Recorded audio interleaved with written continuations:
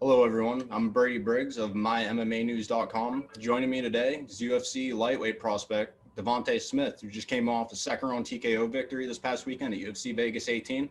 How are you, Devonte? It's very exciting to talk to you. Oh, I'm good, bro. Chilling, relaxing, getting ready to go home. Yeah. Are you still in Vegas? No, I'm in Denver now. They after the fights, they send you straight out, they send you Oh, straight back to the hotel. Yeah. interesting. You were coming off the longest layoff of your career. You hadn't fought since August of 2019. How did you feel in there? Felt present, felt like another day. I felt good. That's good. That's great. You looked like it, man. Your timing was beautiful. You know, you defied ring rust. You really looked incredible. Um, Thank you. you were initially slated against Alex Da Silva, Hmm. who was coming off a pretty competitive fight with Brad Riddell, world kickboxing champion. And then you were switched to Justin Jaynes. What was that like having to switch opponents? It was like the same thing as when I had the fight with Kama and the fight with Dong Young Kim.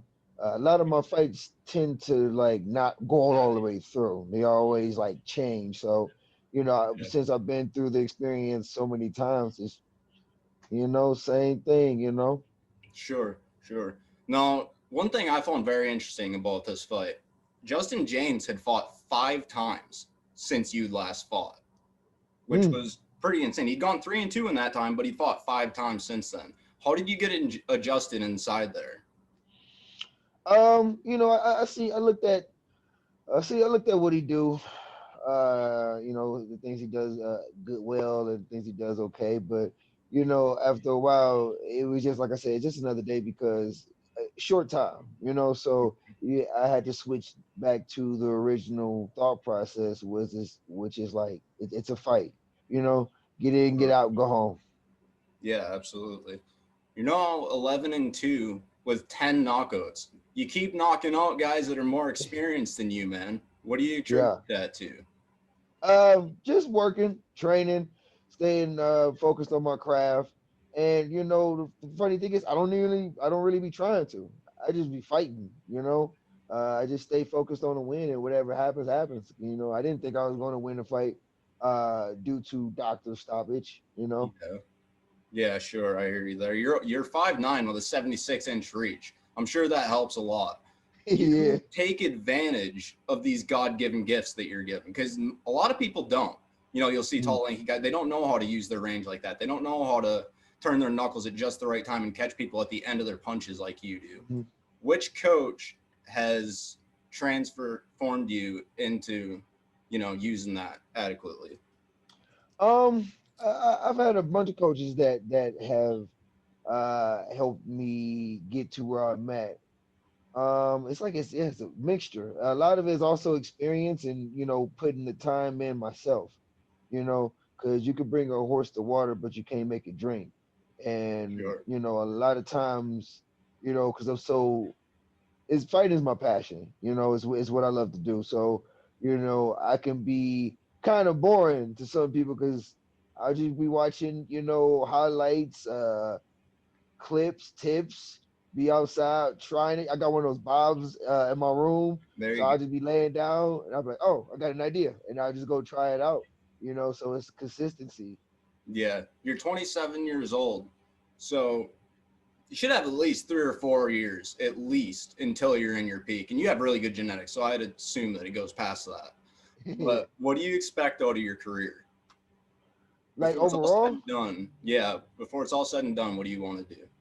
uh, become. I mean, the main thing everybody wants to do, but I know I'm going to do it. And that's become champion because Mm-hmm. this is a very dangerous sport, man. And Sure is. I know we all love to think that we're superhumans and super people, but we're not. We're gonna like wear out, wear and tear. So at the end of the day, when it's all said and done, I know I'm going to be champion, and I'm going to have title defenses, and I'm going to win those title defenses, and I'm gonna stay positive, and I'm gonna stay humble, and I'm gonna stay me. Yeah, right on. Why were you out so long? It wasn't really disclosed. Oh, ruptured my 2019. I ruptured my left Achilles. No. So there was some talk about me coming back 6, 8 months, to see how I feel. But I was like, nah, I'm cool. I wanted to wait the whole year Yeah. because, I'm fighting in the UFC. That's the top of the Mm, top. And I didn't want to let the Achilles hinder me in the sense of like, oh, what about my Achilles? What if I mess this up? What if I put too much pressure? What if this? What if that? I wanted to yeah. come back into it like it's just another day, you know? That's a good mature way to So, look at it. yeah, yeah. You got this picture on the screen right now, bro. I'm Oh, my listening. pick.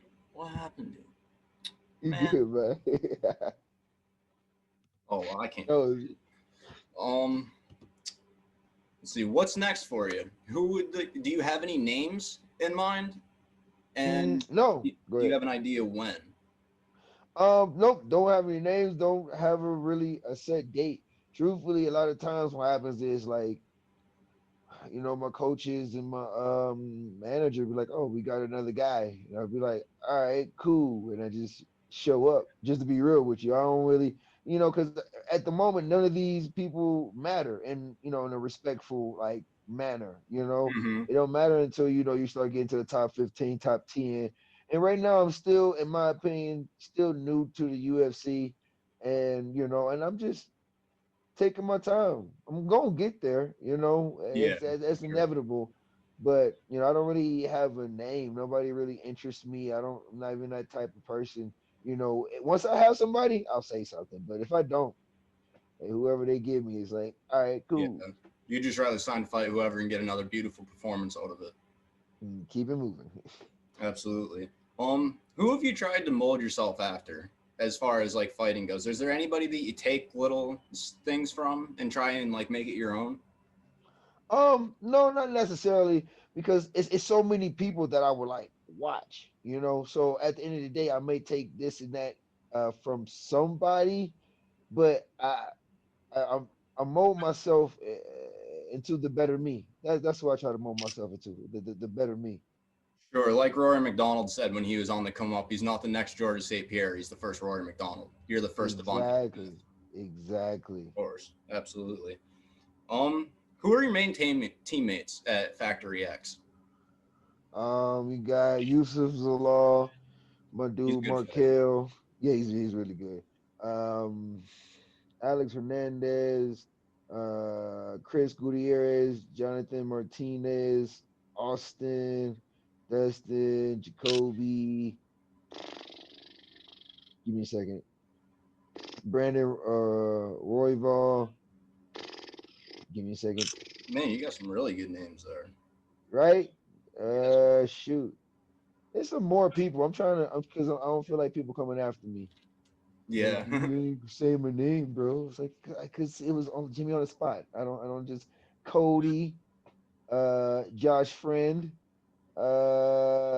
Come on. Okay, give me like 5 more seconds. Nope, no And worries. if I didn't name you guys, I am sorry. No worries, bud. No worries. Um, so who are your main coaches there? Mark Montoya, Scotty, uh, Mario Busy. Well, we call him Professor Busy. Um, what's the crazy guy name? He's the wrestling coach. Well, the other wrestling coach. Joe Warren. Ooh, I'm glad Oh, I Joe remember that. Warren. Nice, Yeah, dude. Nice. yeah. Definitely a good So guy to yeah, learn wrestling from. in G, so G don't feel like he was left out. So we got a lot of good people in Jordan to Tony. We got a lot of good people. We got a lot of good coaches. That helps us be better every day or get better every day. Yeah, sure, sure. Now, in your amateur career, you went 7-2-1, correct? Yes, sir. Over how long of a span did that take? Dude almost swiped up to go look that up. Maybe like 3, 4 years. Because when I was an amateur, really in Ohio, you only needed like 5 amateur fights. As long as you had a clean winning record, you Yeah, can turn pro.